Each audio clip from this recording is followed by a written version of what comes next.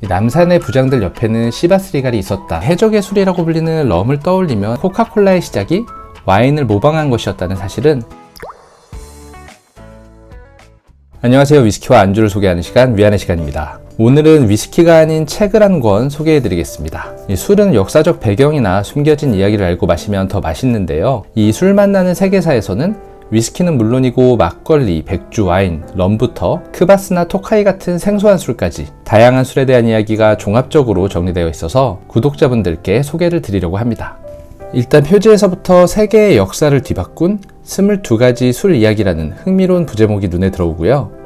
이 뒷면을 보면 세상을 홀린 술의 역사가 펼쳐진다고 써 있는데 이 본문의 술과 관련된 역사적 이야기가 자연스럽게 녹아 있어서 쉽게 읽을 수 있습니다. 특히 책 내용 중에 저는 이 시바스리갈에 대한 이야기가 참 인상 깊었는데요.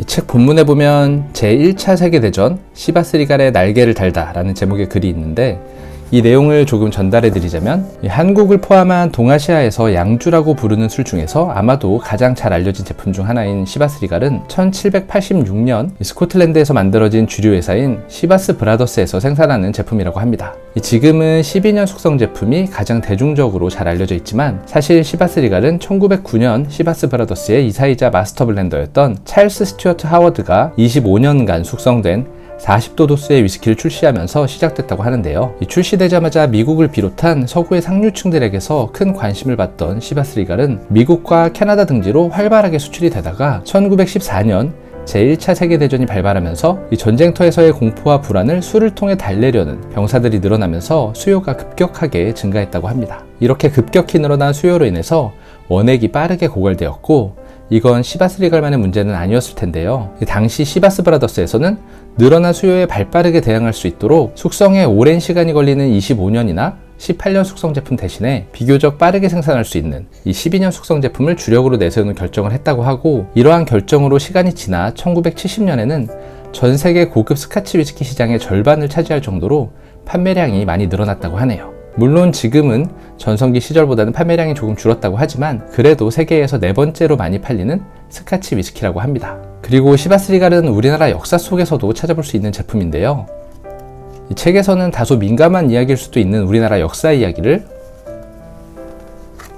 남산의 부장들 옆에는 시바스리갈이 있었다 라는 소제목으로 풀어내면서 시바스리갈이 국내에 등장하게 된 뒤로 벌어진 오일 쇼크나 기타 사건들을 하나씩 설명해주고 대통령은 그때 무엇을 했나 라든지 한국 현대사에서 시바스리갈의 의미 같은 내용들도 본문에 담아내서 개인적으로 책을 읽고 난 뒤에 시바스리갈이 조금 더 특별하게 느껴지는 그런 경험을 했습니다. 그리고 또 하나 재미있는 내용은 선원과 원주민 그리고 럼에 대한 이야기입니다. 해적의 술이라고 불리는 럼을 떠올리면 저는 개인적으로 영화 캐리비안의 해적에서 이 술에 취해 있는 모습에 잭 스페로우 선장이 들고 있는 모습이 생각나는데요. 이 책 속에서는 럼이 왜 해적의 술이 되었는지와 럼으로 인해 미국 원주민들에게 벌어진 비극적인 일이 담겨 있습니다. 내용을 조금 더 자세히 살펴보면 이 럼은 1492년 콜럼버스의 신대륙 발견 이후 유럽 선박들이 광활한 북대서양까지 나가게 되면서 마주했던 식수 문제와 연관이 있는데요. 이 당시 물의 보관 방법이 발달하지 않아 고여있는 물은 쉽게 상했고 장시간 동안 힘든 항해를 해야 했던 선원들은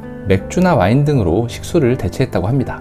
다만 유럽보다 습도가 높은 대서양과 카리브해를 지날 때면 맥주나 와인마저도 상하는 문제가 있어서 도수가 더 높은 위스키나 브랜디 등의 증류주가 필요했는데 가격이 비싸서 선장 등을 제외하고는 마실 수 없었다고 하네요. 이때 등장한 것이 설탕을 만들고 난 사탕수수 찌꺼기를 증류해서 만든 럼이고 이 위스키와 달리 굉장히 저렴해서 일반 선원들도 부담 없이 마셨다고 합니다. 이 럼이 등장한 이후로 모든 선주들은 럼주를 배에 실었고 해적뿐 아니라 항해를 하는 선원들은 마치 생명의 물처럼 상한 물 대신 럼을 마시면서 피로를 씻어내기도 했는데요. 가끔 지나치게 과음을 한 선원들이 선장의 명령을 잘 듣지 않는 경우도 있어서 영국의 그록이라는 제독이 럼에 물을 타서 도수를 낮추기도 했다는데 바로 술 취한 것처럼 비틀거리는 사람을 지칭하는 그로기 상태가 바로 이 그로기 제독의 이름에서 유래되었다고 합니다. 다만 유럽인들이 대외로 진출하면서 이 북미 대륙에서 오랜 기간 거주하던 원주민들에게는 럼이 치명적이었습니다. 이 북미 대륙으로 이주해온 유럽인들은 증류 방법을 모른 채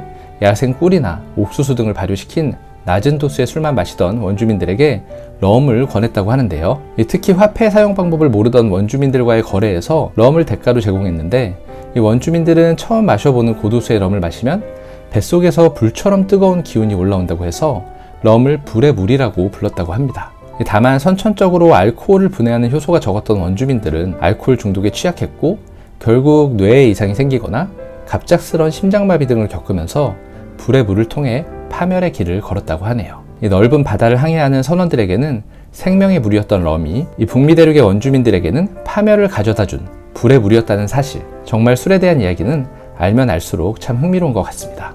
또 책에서는 단순하게 술에 대한 내용에만 집중하지 않고 술이 영향을 준 사건도 다루어서 참신한데요. 예를 들어 코카콜라의 시작이 와인을 모방한 것이었다는 사실은 책을 읽기 전에는 상상도 못했는데 이런 이야기도 상당히 재미있게 읽을 수 있는 것 같습니다. 개인적으로 술을 즐기는 분이라면 하루에 다 읽을 수 있을 정도로 술에 대한 흥미로운 이야기가 담긴 책이라고 생각하고 가끔은 이런 책을 안주 삼아 위스키를 한 잔 곁들이는 여유를 갖는 것도 좋다고 생각합니다. 마지막으로 책 본문에 보면 못 쓰면 평생의 독, 잘 쓰면 인생의 약이라는 표현이 있는데 많은 분들이 술로 인해 벌어진 역사 속 좋고 나쁜 이야기를 통해 조금 더 슬기로운 위스키 생활, 더 나아가서는 슬기로운 음주를 이어나가기를 바라겠습니다. 그럼 다들 오늘도 즐거운 위스키 생활 하세요.